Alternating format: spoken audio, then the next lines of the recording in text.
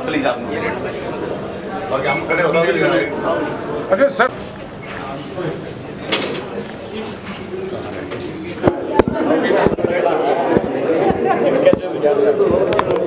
लोग है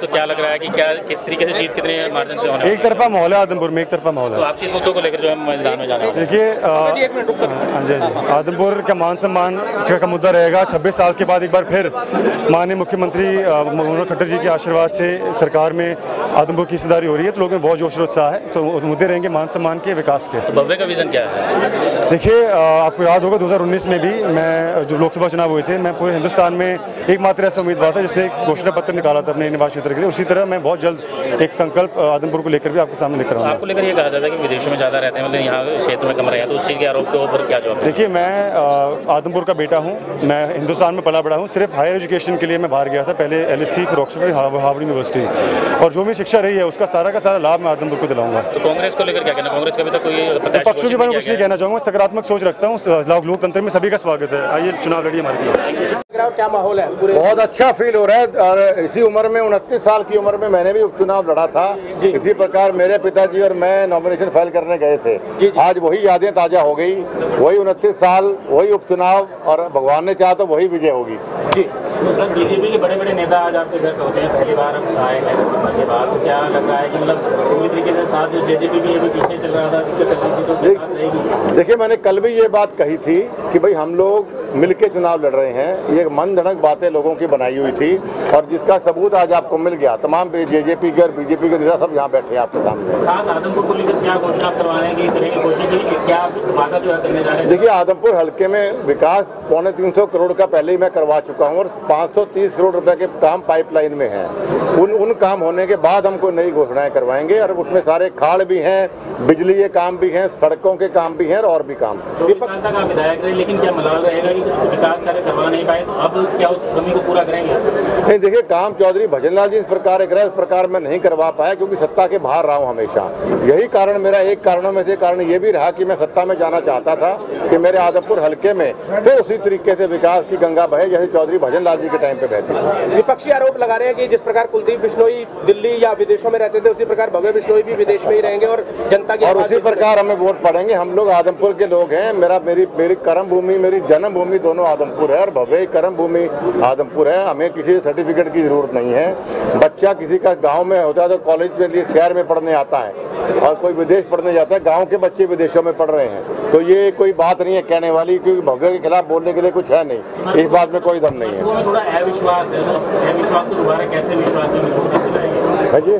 आपके समर्थकों में थोड़ा सा अविश्वास है, थोड़ी नाराजगी भी है, तो नाराजगी नहीं, कहीं कोई नाराजगी नहीं है। छोटी मोटी नाराजगी होती है, पर खिलाफत नहीं हो सकती। नाराज तो भाई भाई से भी हो सकता है, पर खिलाफ दुश्मन से होता है। आदमपुर हल्के का हर व्यक्ति मेरा परिवार है। जिसने हमें कभी वोट नहीं भी दिए वो भी मेरा परिवार है, उनको भी हम मनाएंगे इस बार। जनसैलाब यहाँ पर देखने को मिल रहा है, आपको लगता है कि भव्य ने जीत का बिगुल बजा दिया है? बहुत, और मैं समझता हूँ जो कल हमें टारगेट मिला 1 लाख प्लस वोट का इस बार लेने का, उससे कहीं आगे हम जाएंगे। जनता का उत्साह देख के मुझे लगता है जनता भव्य में चौधरी भजनलाल की छवि देखती है, तो ये आपके लिए कितना सुख का पॉइंट? मेरे लिए एक बाप के लिए उससे बड़ी बात क्या होती है। किसी के लिए भी, किसी के अंदर चौधरी भजनलाल जैसी महान शख्सियत की छवि देखते हैं, मेरे लिए बहुत गर्व और गौरव की बात है। आपकी प्राथमिकता क्या रहेगी आपके विकास की? देखिए प्राथमिकता पहले तो चुनाव जीतने की है, उसके बाद आदमपुर हल्के का भरपूर विकास कराने की है। मेरी प्राथमिकता सबसे। सर आप कितने मार्जिन से जीतेंगे जिस प्रकार से आप आश्वस्त? देखिए मैं 30,000 वोट के करीब जीता था, और मैं समझता हूँ भव्य उससे डबल वोट से जीतेगा, तो मुझे कोई हैरानी नहीं होगी। केंद्र से कोई आएगा चुनाव के दौरान? केंद्र से कोई चुनाव के दौरान कोई चेहरा आएगा? नहीं, बस अभी सभी आगे देखिए होता है क्या। भव्य बिश्नोई का फार्म आज भरा गया है। आदमपुर की जनता का पूरा आशीर्वाद इस नौजवान के साथ है। भारतीय जनता पार्टी की पूरी ताकत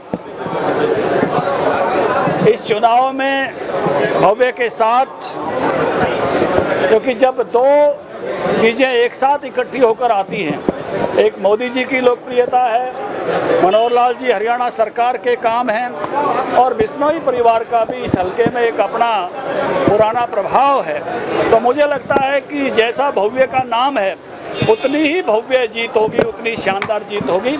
चुनाव बहुत ही अच्छे वातावरण में संपन्न होगा और एक रिकॉर्ड जीत जो है इस चुनाव में होने वाली है। जी, जननायक जनता पार्टी के साथ गठबंधन में सरकार है, उनके कोई नेता नहीं है। जननायक जनता पार्टी इस चुनाव में साथ रहने वाली है। 5 मिनट बाद निशान सिंह जी यही होंगे इसी परिसर में, थोड़े पहुंचने में लेट हो गए। मना लिया गया है सर? बिल्कुल, वो हमारे साथ हैं, गठबंधन के साथ ही हैं, और चुनाव में बिल्कुल कदम से कदम मिलाकर जननायक जनता पार्टी भारतीय जनता पार्टी के साथ चलेगी, भव्य बिश्नोई के साथ चलेगी। नाम लिया और निशान सिंह जी हाजिर, इसको कहते हैं बड़ी उम्र होना। ट्रैफिक के कारण थोड़े लेट हुए, और इसलिए आपका जो सवाल था वो सवाल यही जो है वो जवाब आ गया है, और जवाब सदैव आ गया है। बार इस तरीके की चीजें आती हैं कि गठबंधन में सब कुछ सही नहीं है, बहुत सारे ऐसे मौके आते हैं। गठबंधन में कोइंसिडेंस है या फिर नहीं, गठबंधन के दोनों दलों के अध्यक्ष यहाँ हैं, और गठबंधन में सब सही है, सब अच्छा है, और गठबंधन मिलकर चुनाव लड़ेगा और शानदार विजय होगी। ये नॉमिनेशन आज था और आज आपके बीच में मौजूद हैं मैं और लेतानी जी, और गुड़गांव से निकलते हुए थोड़ा जाम था, उसमें लेट हुए। पूरी तरह से गठबंधन मिलकर के चुनाव लड़ेगा, कोई ऐसा मेरा ख्याल अंदाजा लगाने की जरूरत नहीं। ये राजनीतिक परिवार है, हमारे अपने परिवारों में भी तलखियां होती है, छोटी मोटी बात को अदरवाइज नहीं लेना चाहिए। हम मिलकर के सरकार को चला रहे हैं, मिलकर के ही चुनाव लड़ेंगे। देखिए जी, हम दोनों पार्टियां मिलकर चुनाव लड़ रही हैं और बहुत बढ़िया हमारा मार्जिन से हम लोग जीतेंगे। हमारा तीनों का जो मिलन हुआ, पहले हम अलग लड़े थे तीनों, अब तीनों एक साथ हो गए। नरेंद्र मोदी जी की नीतियां, खट्टर साहब के किए हुए काम और हमारे परिवार का इतिहास, ये तीनों मुद्दे लेके हम जाएंगे। लोगों का आशीर्वाद बहुत बढ़िया अभी ऑलरेडी हमें मिल रहा है, और उससे आगे बढ़ा के काम करेंगे। आपने कांग्रेस का पूछा था, मैं हुड्डा साहब को यही कहना चाहूँगा, भाई तो कैंडिडेट लड़ने तैयार कौन नहीं, तो आप बापू बेटा में से कोई आ जाओ, कोई देख लेंगे मैदान के अंदर। भव्य जी को पुराने बयान है लगातार वायरल है, जो माननीय मुख्यमंत्री मनोहर लाल जी के ऊपर भी आपने कटाक्ष किया था और सरकार को लगातार आप कटघरे में लेते आए, अब कैसे उनको काउंटर करेंगे? लगातार हुआ है। देखिए, गलतियां इंसान से होती है, अभी हमें सही ठिकाना मिल गया है, और पूर्ण रूप से नरेंद्र मोदी जी की नीतियों से आज पूरा हिंदुस्तान प्रभावित है। और हरियाणा प्रदेश की बात करें तो समस्त जो जनता है वो खट्टर साहब की नीतियों से प्रभावित है, और हम उन्हीं के नेतृत्व में आगे बढ़ते हुए काम करेंगे। आपका वर्तमान का स्टैंड सही है सर? आपका वर्तमान का स्टैंड सही है? मेरा सवाल ये था कि पहले ज्वाइनिंग से पहले जब आप लोग कांग्रेस में थे, आप लोगों के बयान कुलदीप जी के और आपके हैं आज पे, और वही मेरी आपसे प्रार्थना है कि वर्तमान और भविष्य काल की बात करते हैं, पीछे जो बात चली अब ये भाजपा ही हो गए।